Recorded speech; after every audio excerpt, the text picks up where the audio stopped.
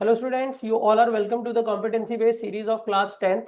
Students, आज हम class 10th real numbers का एक बहुत ही ज्यादा इंपॉर्टेंट क्वेश्चन करने जा रहे हैं, जो कि बहुत सारे बच्चों को कंफ्यूज भी करता है। और काफी अच्छा क्वेश्चन है बोर्ड पर्पस के लिए, आपके प्री बोर्ड एग्जाम्स के लिए भी। ठीक है, अब इस क्वेश्चन में डिमांड क्या है, देखो। इन्होंने बोला है the greatest number that will divide 103, 127 and 175 so as to leave remainder 55।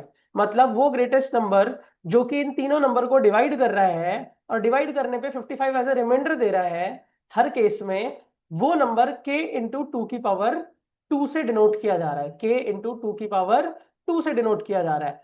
अब सर, इस क्वेश्चन में कई बच्चों को ये डाउट रहता है कि इस क्वेश्चन में हम क्या करें, एलसीएम निकालें एचसीएफ निकालें। देखो बच्चों, मैं आपको एक तरीका बता रहा हूं। आप क्वेश्चन पढ़ के ये चीज जज कर सकते हो। जैसे कि देखो, आपको जो गिवन वैल्यूज है, आपको तीन नंबर गिवन है ना, 103, 127 और 175। अगर गिवन वैल्यूज से आंसर आपका छोटा आने वाला है तो सीधी सी बात है, उस टाइम पे आप एचसीएफ करोगे। और गिवन वैल्यू से आंसर आपका बड़ा आने वाला है तो उस टाइम पे आप एलसीएम करते हो। दैट इज, समझाता हूं। इन्होंने बोला है the greatest number that will divide, वो नंबर बताओ जो इन तीनों को डिवाइड करेगा। अब सीधी सी बात है, इन तीनों को डिवाइड करने वाला नंबर इनसे छोटा ही तो होगा ना स्टूडेंट्स। लॉजिकली सोचो, अगर आप एक sample number low that is 24। अब 24 को डिवाइड करने वाला जो नंबर है वो 24 से छोटा होगा या बड़ा होगा? ऑब्वियसली छोटा होगा। दैट इज 2 होगा, 4 होगा, 8 होगा, 12 होगा। होगा तो छोटा ही ना। क्या 27 24 को डिवाइड कर सकता है? नहीं। तो इसका मतलब 24 को डिवाइड करने वाला नंबर 24 से छोटा होगा। ऐसे ही इन तीनों को डिवाइड करने वाला नंबर इनसे छोटा होगा। तो नंबर गिवन नंबर से छोटा आने वाला है मेरा, सीधी सी बात है एचसीएफ होगा इस क्वेश्चन में। ठीक है, तो ये डाउट तो क्लियर हो गया। अब सर, इसमें डिमांड क्या है? अच्छा ठीक है, इन्होंने ये बोला है कि अगर हम ये तीन नंबर को डिवाइड करते हैं उस ग्रेटेस्ट नंबर से तो रिमाइंडर 55 बचता है। तो पहले मैं ये रिमाइंडर हटा देता हूं। ठीक है, रिमाइंडर हटाता हूं सबसे। तो 103 माइनस 55, फिर उसके बाद 127 माइनस 55 और 175 माइनस 55। सबसे मैंने 55 को माइनस करा। 55 को माइनस करते हैं तो ये आता है बच्चों 48 अराउंड। ये आता है आपका 2 और 7 72। और ये आता है बच्चों आपका 120। ठीक है, अब आप इन तीनों नंबर का प्राइम फैक्टराइजेशन करो। ठीक है, अगर आप 48 का प्राइम फैक्टराइजेशन करते हो तो दैट इज 2 की पावर 4 16 इंटू 3, 16 3 जा 48।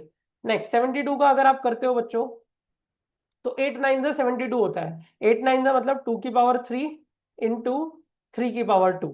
ठीक है, ये 72 का आ जाएगा, स्क्वायर यहाँ नहीं लगेगा, सॉरी। ठीक है, उसके बाद अगर हम 120 का प्राइम फैक्टराइज करते हैं तो ये आएगा 2 की पावर 3 8, 8 3 जा 24 और 24 3 जा 5 जा 120। हाँ, क्योंकि देखो ना, 8 8 15 का क्या होता है, 15 8 का होता है 120। तो 3 5 का 15 और 8। ठीक, तो आपके पास HCF of highest common factor of, अब एचसीएफ क्यों निकालना था ये बात आपको समझ आ गई होगी बच्चों। एचसीएफ ऑफ 48 72 और 120 आया क्या? हाईएस्ट में आपको याद होगा कि लोएस्ट पावर लेते थे। क्या लेते थे एचसीएफ में? Lowest power. तो 2 की लोएस्ट पावर 3 है बच्चों, एंड 3 की लोएस्ट पावर 1 है बच्चों। ठीक, तो that will be the HCF, highest common factor. ठीक, क्लियर। अब एचसीएफ आ गया 2 की पावर 3 और इंटू 3 की पावर 1। अब मैं इसको बदलूंगा नहीं, इसको बदलूंगा नहीं।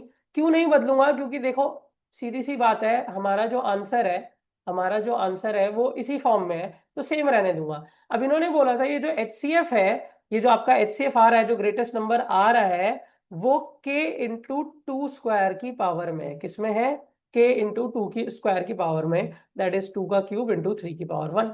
तो आपका 2 स्क्वायर नीचे जाएगा। That is k is equals to 2 का क्यूब इंटू 3 की पावर 1 अपॉन 2 की पावर 2। इससे कट जाएगा, क्यूब पावर 1 बचेगी। दैट इज इंप्लाइज k की वैल्यू क्या आ जाएगी बच्चों? 6। तो होप सभी को ये क्वेश्चन क्लियर हुआ कि k की वैल्यू 6 कैसे आई। ठीक, एक बहुत ही अच्छे लेवल का क्वेश्चन था। ऐसे ही क्वेश्चंस के लिए स्टूडेंट्स चैनल को सब्सक्राइब कर लो और मेरी कॉम्पिटेंसी बेस्ड सीरीज को फॉलो करो। अभी 10th के सारे चैप्टर्स के लाइन से इसमें क्वेश्चन आएंगे स्टूडेंट्स। Thank you everyone.